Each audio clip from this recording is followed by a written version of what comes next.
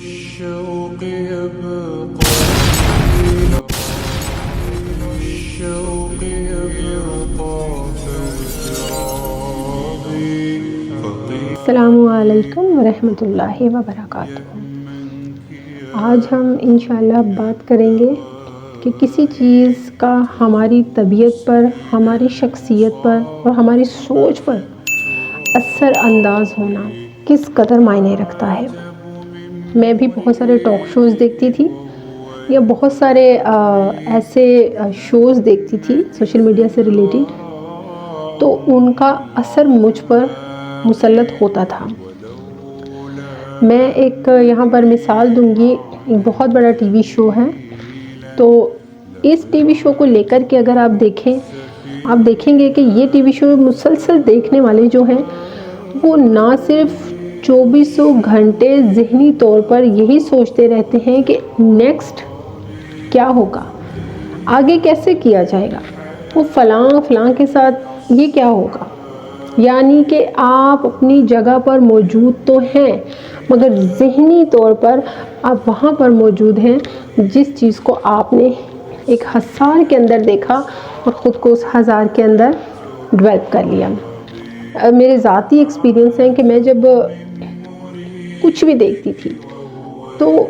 جب تک میں اس کو دیکھتی تھی تب تک وہ میرے دل و دماغ پر مسلط رہتا تھا۔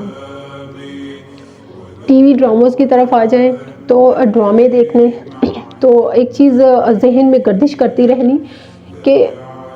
پتہ نہیں اب آگے کیا ہوگا، پتہ نہیں وہ اس کے ساتھ کیا کرے گا، پتہ نہیں وہ اس کو مار دے گی، پتہ نہیں وہ اس کو چھوڑ دے گا، پتہ نہیں اس کے ساتھ کیا ہوگا۔ حکمرانوں کے معاملے میں نے دیکھا ہے کہ ایک دوسرے کے ساتھ بہت ہی غیر اخلاقی ہو چکے ہیں۔ اگر کوئی ایک پارٹی کا ماننے والا ہے تو دوسرے پارٹی کے لوگ ان کو سوشل میڈیا میں، عام زندگی میں ہر جگہ نیچا دکھانے میں 24 گھنٹے گامزن ہے۔ اور اگر کوئی اس پارٹی کے علاوہ دوسری پارٹی کا ہے تو